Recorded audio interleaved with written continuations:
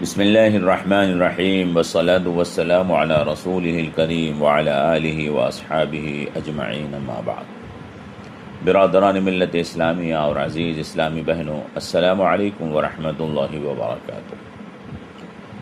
سیرت مبارکہ کو بیان کرتے ہوئے ہم فتح مکہ کے حالات تک پہنچ گئے ہیں۔ فتح مکہ کے بعد حضور نبی کریم صلی اللہ تعالی علیہ وسلم نے وہ تاریخی خطبہ مرحمت فرمایا جس کا تذکرہ ہم نے گزشتہ ہفتے کے درس میں آپ کے سامنے کر دیا تھا۔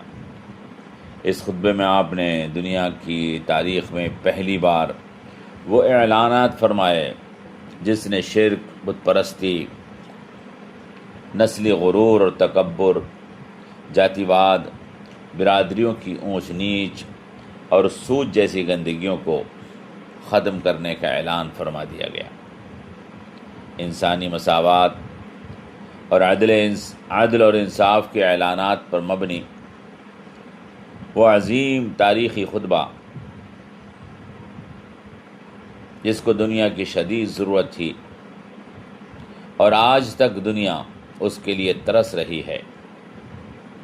آج سے 1400 سال پہلے اللہ کے رسول صلی اللہ تعالی علیہ وسلم نے خانہ کعبہ سے وہ اعلانات فرما دیے تھے۔ نہ صرف اعلان فرما دیا تھا بلکہ مساوات انسانی کا عملی نفاذ بھی کر دیا تھا۔ ظہر کی نماز کا وقت آیا، خانہ کعبہ ہر طرح کے لوگوں سے بھرا ہوا تھا۔ اس میں سردار بھی تھے، غلام بھی تھے، عام لوگ بھی تھے، مرد بھی تھے اور عورتیں بھی تھیں، مسلمان، کافر اور منافق سبھی وہاں موجود تھے۔ اللہ کے رسول نے مجمع پر ایک سرسری نظر ڈالی۔ آپ کسی کو تلاش فرما رہے تھے۔ خانہ کعبہ میں پہلی اذان ہونے والی تھی۔ لوگ سوچ رہے تھے آج یہ عزت کس کو دی جائے گی۔ کعبے سے پہلی بار، ابراہیم علیہ السلام کے بعد پہلی بار اللہ کی توحید کا اعلان ہونے والا تھا۔ مشرکوں نے خانہ کعبہ کو بتوں سے بھر دیا تھا۔ اللہ کے آخری نبی شرک اور بت پرستی سے خانہ کعبہ کو صاف کر رہے تھے۔ آج توحید کا اعلان ہونے والا تھا۔ اللہ کے آخری رسول اس شخص کو تلاش کر رہے تھے جس سے یہ اعلان کرایا جائے۔ لوگ سوچ رہے تھے آج اعلان کس کی آواز سے کرایا جائے گا، یہ عزت کس کو ملے گی۔ سردار سوچ رہے تھے یہ عزت شاید ہمیں ملے۔ وہاں حضرت ابو بکر صدیق بھی تھے، حضرت عمر بن خطاب بھی تھے، حضرت عثمان اور علی ابن ابی طالب بھی موجود تھے۔ اللہ ان سب سے راضی ہو۔ یہ سر جھکائے اللہ کے رسول کے حکم کے منتظر تھے۔ وہاں ابو سفیان، عتاب اور خالد بھی تھے جو سردار مکہ اسید کے بیٹے تھے۔ وہاں ابھی مسلمان نہ ہونے والے حارث ابن ہشام بھی موجود تھے۔ یہ لوگ اسلام کی فتح کا منظر دیکھ کر دل ملا رہے تھے۔ کچھ سردار ایسے بھی تھے جو دین اسلام اور پیغمبر اسلام کی فتح کا یہ منظر دیکھنے کی تاب ہی نہ لا سکے اور منہ چھپائے کہیں چھپے بیٹھے تھے۔ عتاب اور خالد جو اسید کے بیٹے تھے کہنے لگے ہمارے باپ سردار مکہ کی اللہ نے بڑی عزت رکھی، آج یہ منظر دیکھنے سے پہلے دنیا سے چلے گئے، ورنہ یہ منظر دیکھنے کی ان میں طاقت نہ تھی۔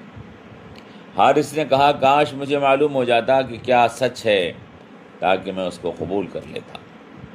ابو سفیان بولے میں کچھ نہیں بولوں گا ورنہ مٹی کے یہ ریزے میری آواز محمد کے کانوں تک پہنچا دیں گے۔ حضور نبی کریم صلی اللہ تعالی علیہ وسلم نے ساری بات اللہ کے حکم سے جان لی۔ آپ کسی کو تلاش کر رہے تھے۔ آپ ادھر سے گزرے تو ان سرداروں کو بتا دیا مجھے معلوم ہے تم آپس میں کیا گفتگو کر رہے ہو۔ حارث اور عتاب نے جب سنا تو بولے ہم گواہی دیتے ہیں کہ آپ اللہ کے رسول ہیں۔ یقیناً یہ باتیں آپ کے خدا نے آپ کو بتا دی ہیں، ورنہ ہم نے تو کسی سے بتایا بھی نہیں، اور کوئی بھی نہیں جو ہمارے پاس سے اٹھ کر اتر گیا ہو۔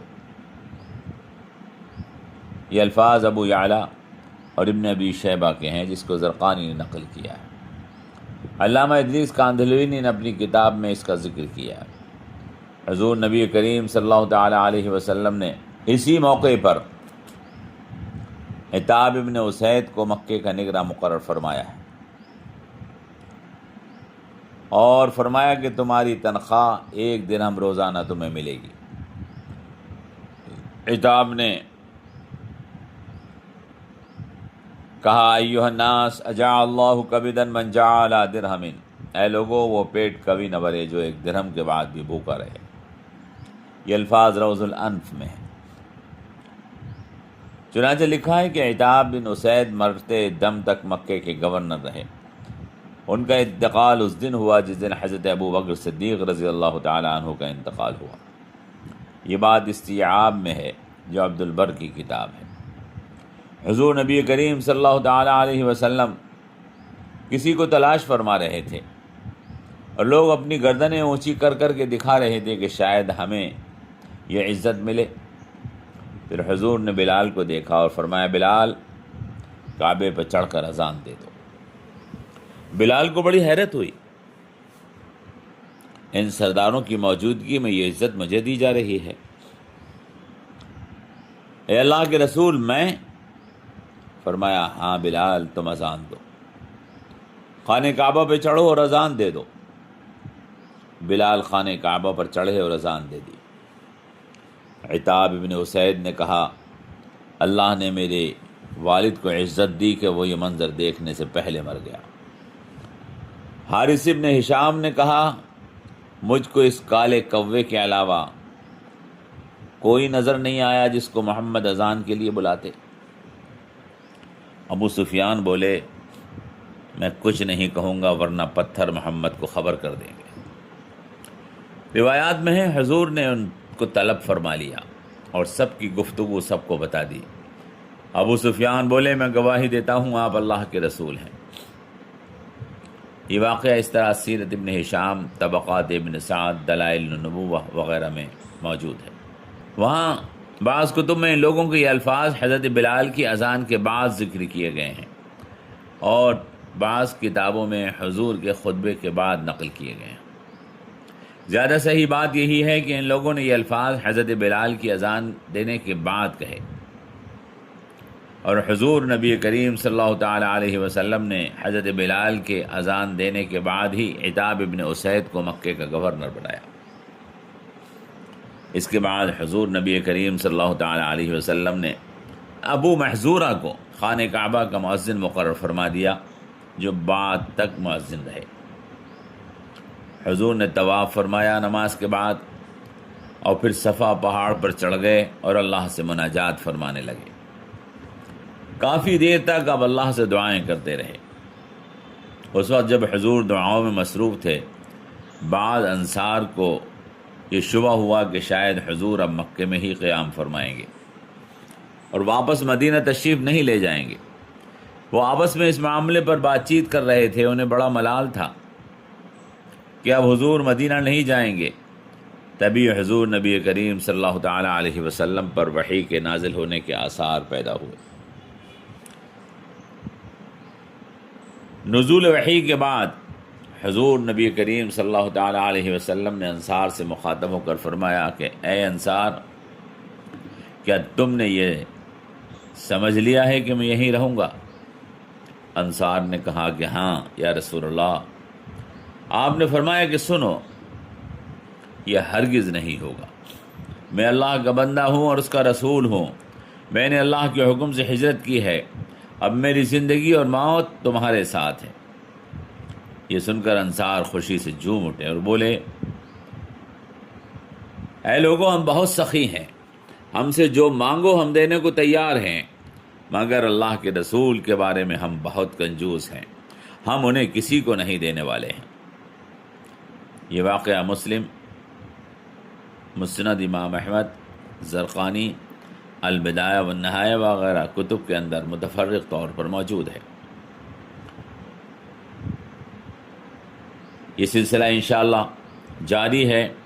ہم انشاءاللہ اللہ نے چاہا تو پوری سیرت آپ کے سامنے پیش کریں گے، اور پھر آخر میں سیرت مبارکہ کے وہ پیغامات، اسلام کا وہ بنیادی مقصد اور اسلامی تعلیمات کا وہ بنیادی خلاصہ آپ کی خدمت میں پیش کریں گے، جو ہمیں سیرت سے پیغام لینا چاہیے۔